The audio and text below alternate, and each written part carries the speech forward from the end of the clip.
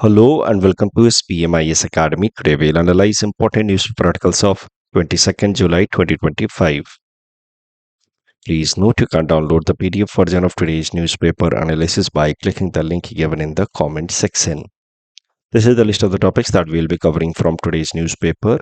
The first topic is about resignation of Vice President of India. Important from our syllabus GS paper 2 Indian polity point of view. तो current news ये है कि vice president of India Jagdeep Dhankhar साहब ने resign कर दिया है in mid term only, यानी कि अभी उनके टेन्योर का 5 साल के टेन्योर में से 2 साल बचे हुए थे और उन्होंने पहले ही रिजाइन कर दिया वाइस प्रेसिडेंट के पोस्ट से. He has cited health reasons behind his resignation.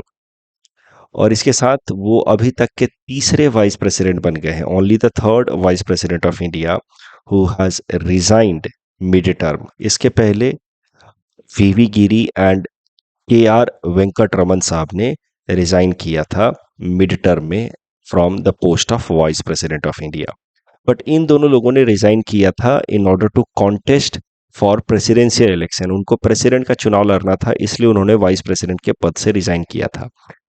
VP Dhankhar साहब ने ऐसा कुछ भी नहीं है कि प्रेसिडेंट पोस्ट के लिए उनको कंटेस्ट करना है. उन्होंने मिड टर्म में ही अपने वाइस प्रेसिडेंट के पद को त्याग दिया है. He has resigned from it. अब देखते हैं कि संविधान में आगे क्या प्रोविजंस बताए गए इसके लिए. Who will perform vice president's duty from now on. तो constitution does not provide any concept of acting vice president. जैसे अगर प्रेसिडेंट रिजाइन कर देते हैं तो उस केस में प्रेसिडेंट का काम करने के लिए वाइस प्रेसिडेंट को एक्टिंग प्रेसिडेंट बना दिया जाता है. Acting for the time being, जब तक अगले प्रेसिडेंट का चुनाव नहीं हो जाता. लेकिन संविधान में ऐसा कुछ भी नहीं लिखा हुआ है कि अगर वाइस प्रेसिडेंट रिजाइन कर देते हैं तो who will be acting vice president, ऐसा कुछ भी नहीं है. बट हाँ, vice president of India also is ex officio chairperson of Rajya Sabha, यानी कि राज्यसभा को भी वो प्रिसाइड करते हैं. तो राज्यसभा वाली जो उनकी जिम्मेदारी है वाइस प्रेसिडेंट ऑफ इंडिया की, वो फॉर द टाइम बीइंग पूरा अप करेंगे डेप्यूटी चेयरमैन ऑफ राज्यसभा, जो करेंटली हैं हरिवंश नारायण सिंह जी. तो he will be now presiding over the house in absence of vice president. तो एक्टिंग वाइस प्रेसिडेंट का कोई कॉन्सेप्ट नहीं है, बट जो वाइस प्रेसिडेंट का एक एडिशनल रेस्पॉन्सिबिलिटी है is x official chairperson of Rajya Sabha. तो राज्यसभा की किसी भी मीटिंग को प्रिसाइड करेंगे डेप्यूटी चेयरपर्सन ऑफ राज्यसभा. तो इस तरीके से आगे सारी रिस्पॉन्सिबिलिटीज अभी डिस्चार्ज की जाएंगी for the time being until the next vice president is elected. Vice president या प्रेसिडेंट की इलेक्शन की बात की जाए तो it is conducted as per presidential and vice presidential election act of 1952. President और वाइस प्रेसिडेंट का इलेक्शन भी इलेक्शन कमीशन ऑफ इंडिया ही करवाती है.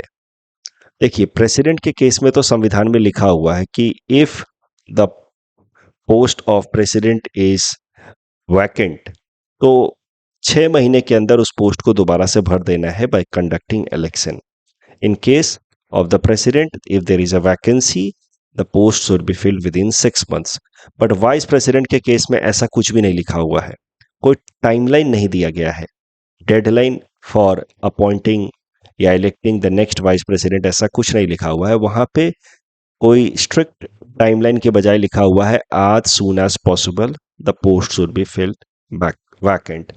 तो अब इतने बेसिक प्रोसीजर को फॉलो करने के बाद election commission will announce the schedule and then next vice president will be elected.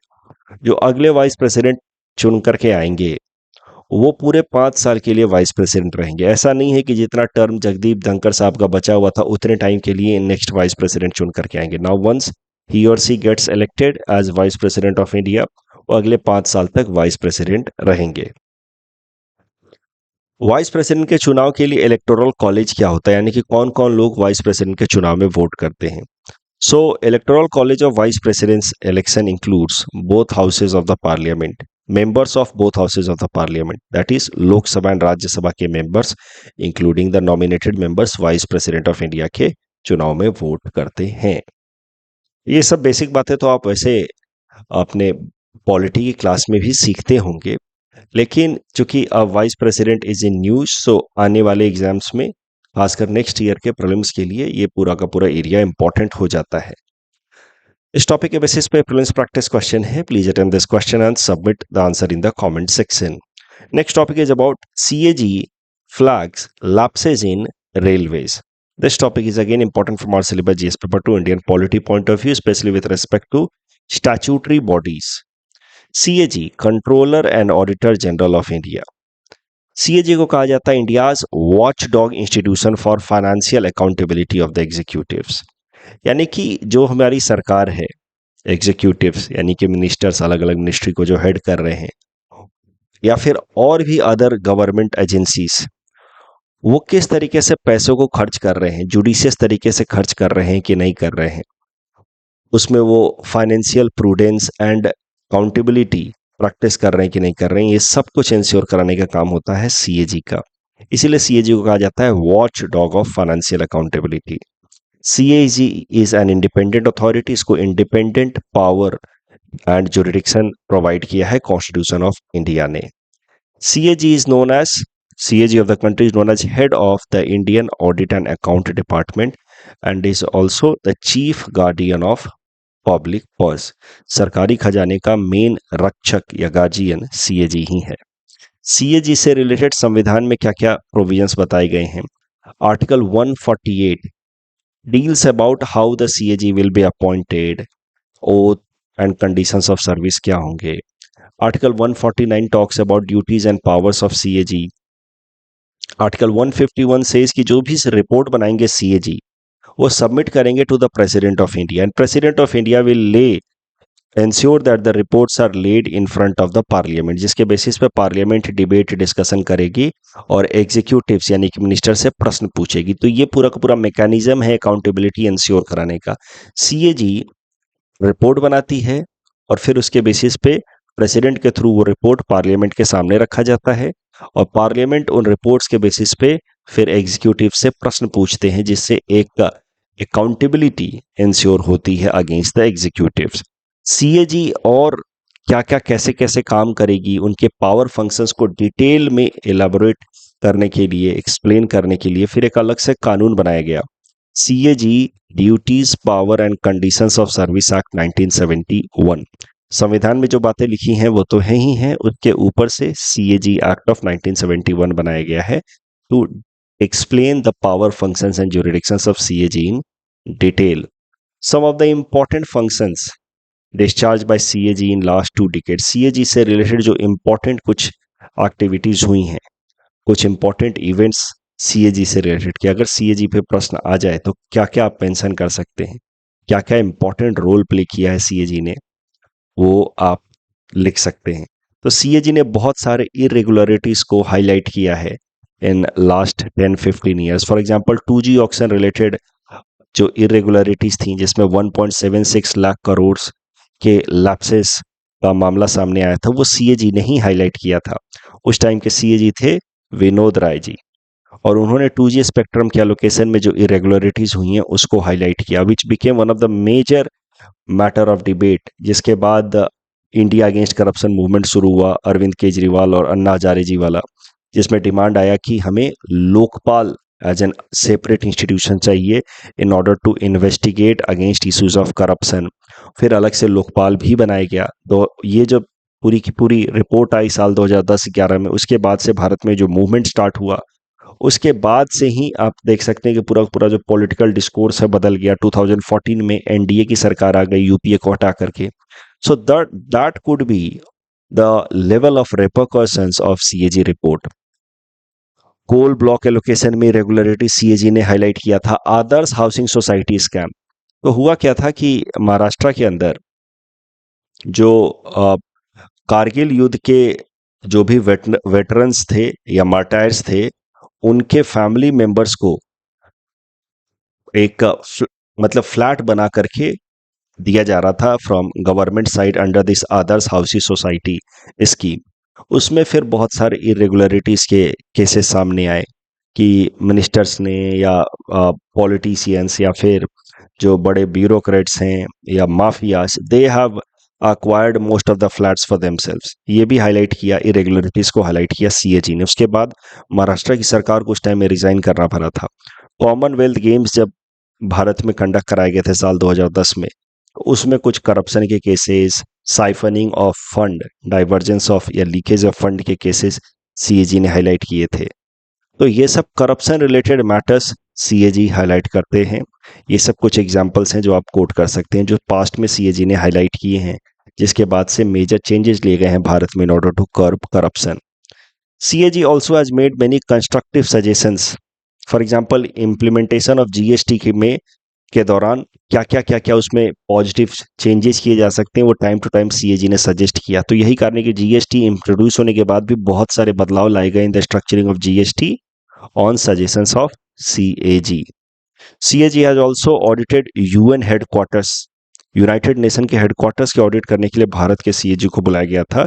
It shows the credibility and expertise of Indian CAG. CAG ने साल 2016 में अडॉप्ट किया था बिग डेटा मैनेजमेंट पॉलिसी, जिसकी मदद से एक centre of data management and analytics को एस्टैब्लिश किया गया है न्यू दिल्ली में, जिसकी मदद से फिर सीएजी डेटा बेस्ड एनालिसिस करती है और रिपोर्ट प्रिपेयर करती है। सीएजी एचडीजी गोल्स में कितना प्रोग्रेस हो रहा है उसका भी ऑडिट करती है भारत की CAG. CAG of India was also selected as external auditor of International Labour Organization for 4-year term from 2024 to 2027। अब करंट न्यूज ये है कि CAG ने रेलवेज के ऑडिट में कई सारे लैप्सेस पाए हैं इंडियन रेलवेज के ऑडिट में। साल 2022-23 का ऑडिट किया सीएजी ने और लगभग 573 करोड़ रुपए का लैप्सेस पाया। सीधा सीधा करप्शन नहीं है, लेकिन इरेगुलरिटीज की कोई अपनी जगह उन्होंने लीज पे दी, रेंट पे दी, तो वहां से पैसा कलेक्ट नहीं किया इन्होंने। इस तरीके से रेलवेज के फंक्शनिंग में सीएजी ने ऑडिट करके 573 करोड़ के लैप्सेस पाए हैं। अब ये न्यूज इतना इंपॉर्टेंट नहीं है, बट फिर भी मैंने इसको कवर किया ताकि सीएजी के बारे में आपको यहाँ रिवाइज करा सकूं। लास्ट ईयर मेंस में भी सीएजी से रिलेटेड प्रश्न आया है, तो वो प्रश्न आज हम लोग सॉल्व भी करेंगे। सीएजी ने लास्ट ईयर साल 2024 में आसाम स्टेट का भी अकाउंट ऑडिटिंग किया था। वहां पे उन्होंने कुछ इंपॉर्टेंट बातें बताई थी जो आप मेंस पर्सपेक्टिव से याद रख सकते हैं कि असम सरकार के ऊपर पब्लिक डेट बढ़ता जा रहा है। The public debt is close to 82%। तो of gross state domestic production, public debt constituted for about 82% of the total debt at the public debt constituted of about 82% of the total debt at the end of 2022-23। debt growth outpacing gross state domestic production। तो जिस तरीके से, जिस rate से gross state domestic production GSDP grow कर रहा है, उससे ज्यादा फास्ट पेस से ग्रो कर रहा है public debt. Public debt Assam सरकार का, जब भी सरकार बोरो करती है, सरकार के लेवल पे जो फिस्कल डेफिसिट होता है, वो प्लीज अपने इकोनॉमी की क्लास के आइडियाज को यहाँ पे अप्लाई करने की कोशिश कीजिए। जब भी सरकार बोरो करती है तो एक साल का जो फिस्कल डेफिसिट है वो ओवरऑल पब्लिक डेट में ऐड होता है। किसी भी एक साल का fiscal deficit overall public debt में ऐड होता है। तो जिस फास्ट पेस से सरकार बोरो कर रही है, that is leading to increase in debt of state government has outpaced the growth rate of gross state domestic production. सरल भाषा में कहें तो जिस रफ्तार से हमारा जीडीपी बढ़ रहा है स्टेट लेवल पे, उससे ज्यादा रफ्तार से बोरोइंग बढ़ गई है। तो ये सब कुछ मैटर ऑफ कंसर्न, ये सब कुछ डेटा हम लोग एग्जाम में कोट करेंगे कि कैसे हमें और प्रूडेंट इकोनॉमिक अकाउंटिंग हो सकती है इन फ्यूचर। ये सब डेटा कुछ कोट कर सकते हैं। Public debt has accounted for 82% of the total date. UPSC ने साल 2012 में सीएजी से रिलेटेड ये प्रश्न पूछा था। Please attempt this question and submit the answer in the comment section. Last year जो मेंस हुआ था यूपीएससी में, उसमें ये प्रश्न पूछा गया था सीएजी से रिलेटेड। आप इसका पूरा हिंट्स एक बार देख सकते हैं। इससे क्या है कि ये पूरा का पूरा टॉपिक इसी से, यही डिस्कशन से कंप्लीट हो जाएगा। Next topic is about global capacity centre, GCC, important from our syllabus GS paper 3 Indian economy point of view. GCC से रिलेटेड ये टॉपिक है। ध्यान से समझिए क्या होते हैं जीसीसी। देखिए, सरल भाषा में पहले समझा देता हूं, फिर यहाँ नोट से पढ़ लेंगे। मान लीजिए अमेरिका में कोई एक कंपनी है, गूगल मान लीजिए, वो भारत में अपना एक ब्रांच खोलना चाहती है। तो बेसिकली भारत में जो ब्रांच खोलेगी उसी को कहा जाएगा जीसीसी, ग्लोबल कैपेसिटी या capability centre. These are offshore units और सब्सिडरीज ऑफ एमएनसीज, जो फिर अलग अलग सर्विसेज या अलग अलग काम करते हैं। इसे they perform business support services, technology development, innovation task for their parent company. Parent company मान लीजिए अमेरिका में है, यूरोप के किसी देश में, उसने अपना यहाँ पे एक सब्सिडरी खोल दिया है, तो इस सब्सिडरी कंपनी को कहा जाएगा जीसीसी, ग्लोबल कैपेबिलिटी या कैपेसिटी सेंटर। ध्यान देने वाली बात यह है कि the GCCs are fully owned, completely owned by the parent company. ये काम किसी को आउटसोर्स नहीं किया जाता, किसी दूसरे इंडियन कंपनी को नहीं दिया गया है, उन्होंने ही अपनी ही यहाँ पे एक डॉटर कंपनी खोल दी है। जैसे गूगल, यूनिलीवर, बॉस, इस तरह की कंपनियों ने भारत में ग्लोबल कैपेसिटी सेंटर खोले हुए हैं। And these global capacity centers act in close coordination with their parent company, और इनको वो इंपॉर्टेंट सर्विसेज प्रोवाइड करते हैं। अब जीसीसी की अगर बात की जाए तो दुनिया में जितने भी जीसीसी हैं उसके 50% जीसीसी अकेले भारत में खुले हुए। India host more than 50% of global GCC in India itself. पूरे दुनिया भर में जितने भी जीसीसी हैं उसका 50% जीसीसी भारत में है। Over 1500 GCCs basically operate in India. जो इंपॉर्टेंट सिटीज हैं जैसे मुंबई, पुणे, बेंगलोर, हैदराबाद, चेन्नई, यहाँ पे ज्यादातर जीसीसीज खुले हुए हैं। अब करंट न्यूज ये है जिसके ऊपर ये आर्टिकल पूरा का पूरा आया है, वो ये है कि इंडिया एंड यूके पिछले 3 साल से फ्री ट्रेड एग्रीमेंट आपस में फाइनलाइज करने की कोशिश कर रहे हैं कि कैसे दोनों देशों के बीच में लिबरलाइज तरीके से ट्रेड हो सकता है। और अब लगभग ये फ्री ट्रेड एग्रीमेंट फाइनल है and it is ready to get implemented in 2 to 3 months। It is expected कि भारत और यूके के बीच का जो फ्री ट्रेड एग्रीमेंट है ये 2 से 3 महीने में इम्प्लीमेंट हो जाएगा। अब इस आर्टिकल में बस यही कहा गया है कि जैसे ही ये फ्री ट्रेड एग्रीमेंट इम्प्लीमेंट होता है, सबसे बड़ा फायदा होगा ब्रिटेन में जो भी मल्टीनेशनल कंपनियां हैं, they will start opening GCC in India. इससे क्या होगा, भारत में एम्प्लॉयमेंट अपॉर्चुनिटीज को बूस्ट मिलेगा, ब्रिटिश कंपनियों को भी फायदा मिलेगा। They would leverage Indian expertise.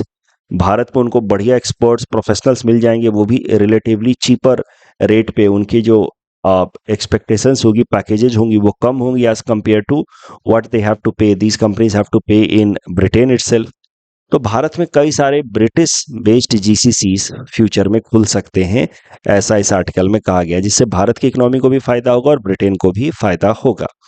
जीसीसीज क्या हैं, कैसे वो काम करते हैं, उसके ऊपर ये प्रीलिम्स प्रैक्टिस क्वेश्चन है। Please attempt this question and submit the answer in the comment section. ये प्रश्न जो है इस तरीके का जीसीसी के ऊपर पूछा जा सकता है आपसे मेंस में। जैसा कि मैंने आपको कहा है कि जो आंसर आपको पोर्टल पे सबमिट करना है उसका पूरा पूरा मैं आंसर लिख करके नहीं दूंगा, जो सवाल का आंसर आपको सबमिट करना है थोड़ा बहुत हिंट्स दिया है मैंने। बाकी इस क्वेश्चन को आप अटेम्प्ट कीजिए and then you those who are appearing mains वो वॉइस चेकिंग वाले पोर्टल पे सबमिट करें और बाकी अपने रेगुलर पोर्टल पे आंसर चेकिंग के लिए सबमिट कर सकते हैं। Next topic is about Kashi declaration, important from internal security point of view. देखिए, ministry of youth affairs and sports ने एक समिट कराया हाल फिलहाल में जिसका नाम है यूथ स्पिरिचुअल समिट। इस यूथ स्पिरिचुअल समिट का थीम था नशा मुक्त युवा, और इसी यूथ स्पिरिचुअल समिट के दौरान अडॉप्ट किया गया है काशी डिक्लेरेशन। काशी डिक्लेरेशन का लक्ष्य है कि भारत को पूरी तरीके से ड्रग फ्री, नशा फ्री बना दिया जाए by 2047। That will help in spiritual strengthening of the country. इसमें ministry of youth affairs and sports तो रोल प्ले करेगी ही करेगी, साथ ही साथ बाकी मिनिस्ट्रीज को भी इसमें कोऑर्डिनेट किया जाएगा। इसी के लिए सारे मिनिस्ट्रीज के बीच में कोऑर्डिनेशन के लिए एक ज्वाइंट नेशनल कमेटी बनाई गई है, और सिर्फ भारत सरकार की मिनिस्ट्रीज ही नहीं, जो तमाम स्पिरिचुअल ऑर्गेनाइजेशन है जैसे Isha foundation and ISKCON, they will also participate, cooperate with the government in order to make India drug free. इस टॉपिक डिस्कशन के बेसिस पे प्रीलिम्स प्रैक्टिस क्वेश्चन है। Please attempt this question and submit the answer in the comment section. Three gorges dam of China से related कौन सा statement गलत है? It is located on Mekong river in China, ये statement गलत है। It is on Yangtze river. Matter anti matter asymmetry से related पहला स्टेटमेंट जो है वो गलत है, क्योंकि standard model of physics does not explain why matter is more than antimatter. अभी तक ये समझ नहीं आया, तो first statement is wrong, second is right. CPI से रिलेटेड अगेन यहाँ सेकंड स्टेटमेंट गलत है, क्योंकि सीपीआई इंडस्ट्रियल वर्कर का बेस ईयर 2016 है, not 2021। That's all from our side for today. Thanks for watching.